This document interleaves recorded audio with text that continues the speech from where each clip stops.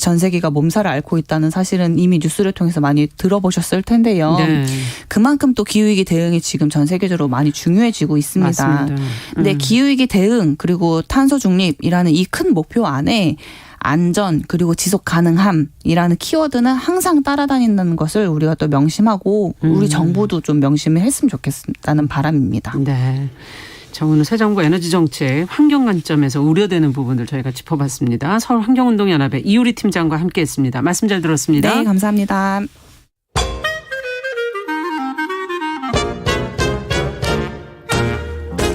모두가 행복한 미래 정용실의 뉴스 브런치.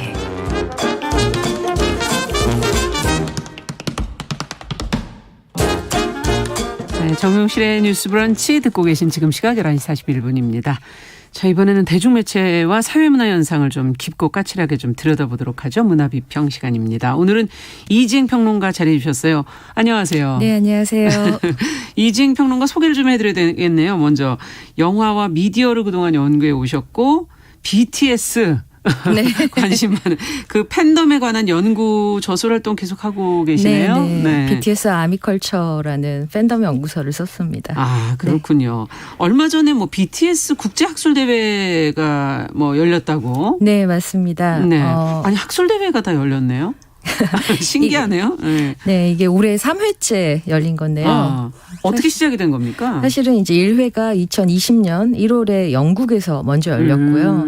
이제 그 당시에 영국의 한 교수님이 네. 그 BTS를 주제로 학술 대회를 한번 하자는 제안을 하셨어요. 그래서 이제 거기 공감하는 전 세계 연구자들이 네. 이제 참여해서 이루어졌고 2회는 이제 팬데믹 때문에 열리긴 했는데 하셨나요? 온라인으로 열렸죠. 그 미국에 있는 캘스테이트 노스위치 대학에서 열렸고 올해 3회가 이제 드디어 BTS의 그 주빈국이라고 할 수 있는 한국 외대에서 열렸습니다. 아, 그렇군요. 네. 그러면 내용을 첫 회부터는 어떤 내용들을 다뤄서 이번에 3회까지 오게 됐는지 그 내용적인 것도 좀 궁금한데요. 네, 1, 2회 같은 경우에는 특별한 뭐 주제가 있었다기보다는 다양한 분과 학문에서 뭐 예를 들면 미학이나 철학, 영상학, 뭐 언어학, 미디어, IT에 관련돼서 나눠서 볼 수가 있겠네요, 정말. 그렇죠.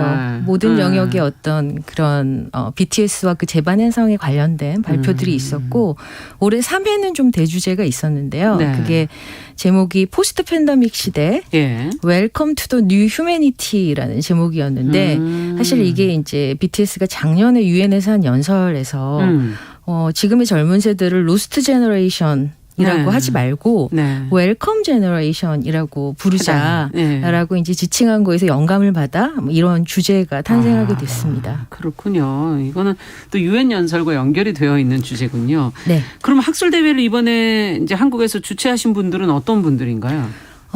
이제 이분들을 방탄 연구자 모임이라고 저희가 이제 편의상 부르고 있는데 영어로 말하면 굉장히 좀 거창합니다. ISBS라고 있는데 사실 뭐의 약자인가요? 이게 International Society for BTS Studies라는 것의 약자인데 그렇군요. 네, 사실 이 학회가 있어서 학술대회가 만들어졌다기보다는 이 학술대회를 이제 만들기 위해서 만들어진 급조된 모임이라고 할 수 있는데 사실은 저희가 친목 모임이었어요. 그러니까 1회 때 그 영국 학회에서 만난 선생님들이 이제 같이 모여서 친목하고 그다음에 BTS 덕질을 하는 그런 선생님들이었는데 이제 학술대회를 한국에서 열기 위해서 이제 이 단체 이름을 내걸게 됐고요. 저희는 무슨 뭐 조직이나 뭐 정관, 그런 게 뭐 회장 이런 게 없습니다. 그냥 아미 같죠. 네. 자신이 좋아한다면 연구를 하고 있다면 모이신 거군요. 그러면 팬덤이 만들어낸 이런 어떤 현상 또 연대하는 그 움직임들 이걸 이제 초점을 맞춰서 보셨다고 하는데 그 내용 중에서 뭐 다 소개할 수는 없고 좀 의미 있었다고 생각되는 게 있다면 좀 소개해 주시죠. 네, 올해는 유독 좀 그 아미들의 사회적 참여 그러니까 일단 팬덤 액티비즘이라고 할 수 있는 것들의 주제 발표가 좀 많았는데요. 네. 이제 그 중에서 좀 눈에 띄는 게 그 필리핀 아미의 발표 중에 제목이 아미 for 레니라는 그런 발표가 있었습니다. 레니는 뭡니까? 올해 2022년 필리핀 대선에서 그 유일한 여성 후보로 나선 그 레니 로브라도라는 그 후보가 있었는데요. 이제 그 이분이 어떤 후보에 대항해서 나왔냐면 그 마르코스 대통령의 아들 네. 그 이제 대항해서 나왔는데 그 유일한 여성 후보인 레니에게 온라인상에서 굉장히 거센 네거티브 캠페인 같은 것들이 있었군요. 이제 그 상대편 후보에 의해서 만들어졌고 허위 정보라든지 온라인 증오 캠페인 이런 것들이 너무 심각해져서 사실은 필리핀에 있는 K-팝 팬들이 그 힘을 모아서 이 후보에 대한 페이크 뉴스를 좀 밝혀내고 뭐 굿즈 판매를 통해서 선거 자금을 모금하고 이제 이런 일들을 이건 일종의 정치적 활동이네요. 그렇죠. 했는데 네. 이제 그 중에서 K-팝 팬들 중에서 아미 포 레니라는 어떤 이 아미들이 페이스북 페이지를 통해서 한 12,000명 정도가 모여서 이 어떤 전략으로 이 정치적 아젠다를 조직화하고 또 이 대선 캠페인을 지원했는가에 대한 어떤 사례를 발표한 이제 그런 발표가 있었고요. 예. 또 하나는 이제 이것도 역시 동남아시아 쪽 발표인데 네.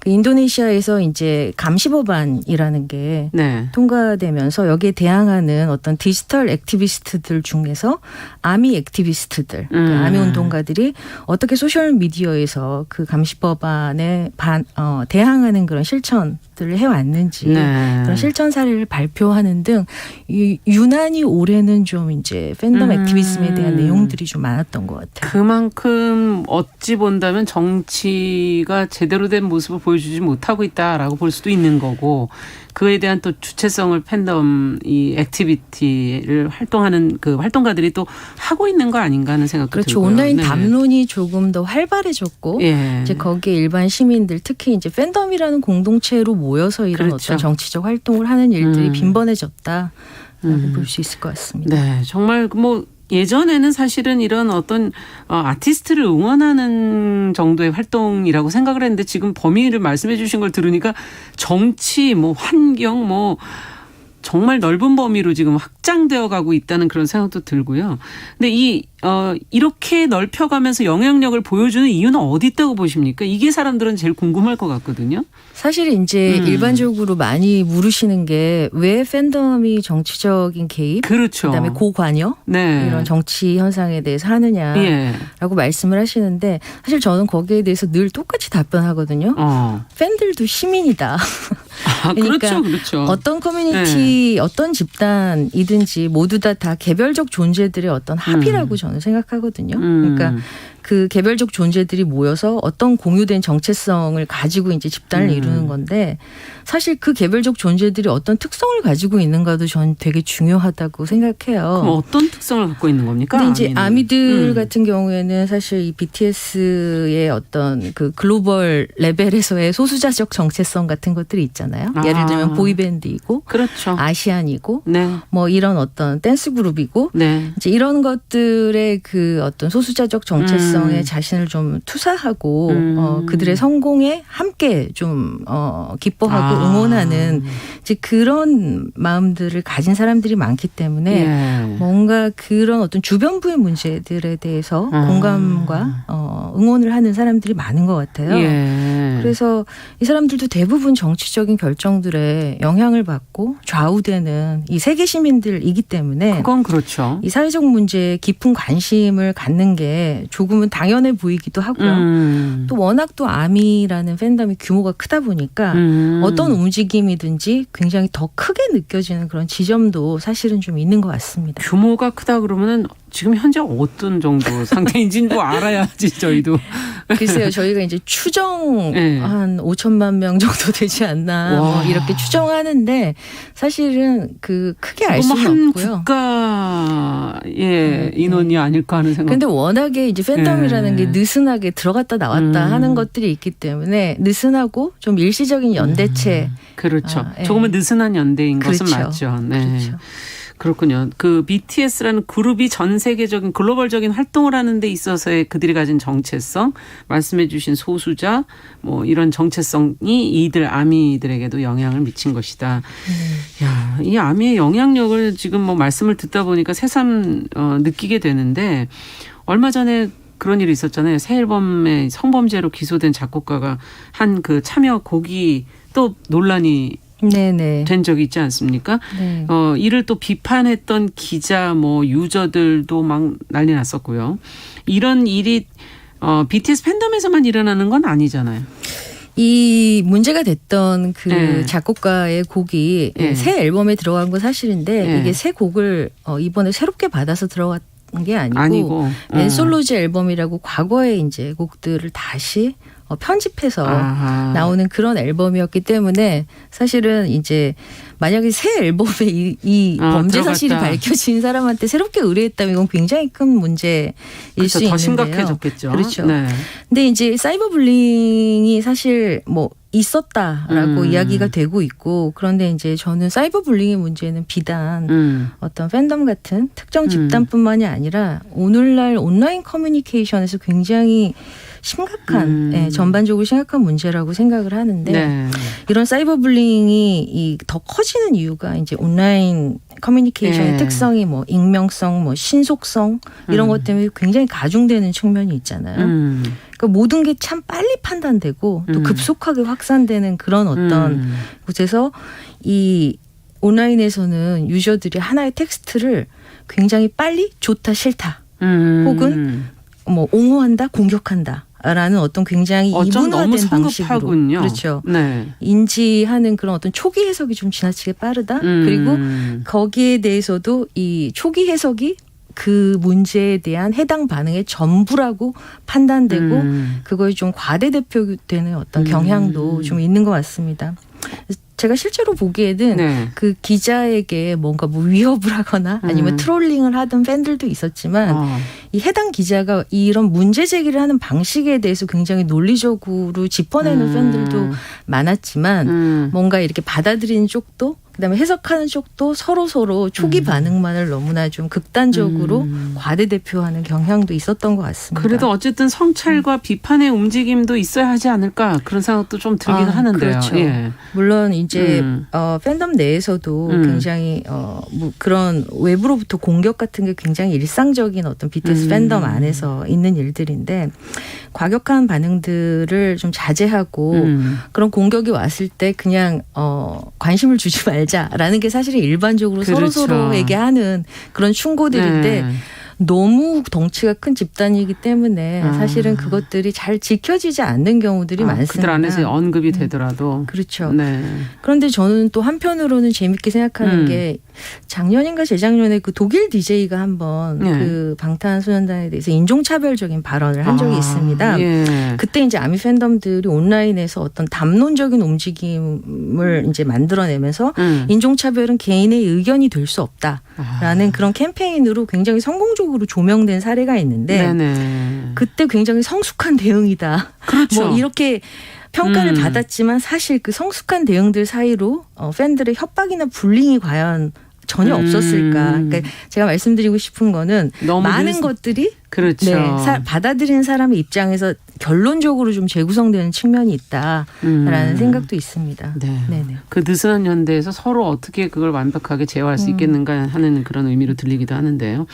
어쨌든 다시 학술대회 얘기를 조금 돌아가서 작가 파울로 코엘료가 대담 영상으로 함께했다고 해서 이것도 지금 화제가 되고 있던데 암인가요, 이분도? 네, 본인이 암이라고 BTS를 밝혔나요? 지지하고 네. 무슨 얘기를 했나요, 그러면?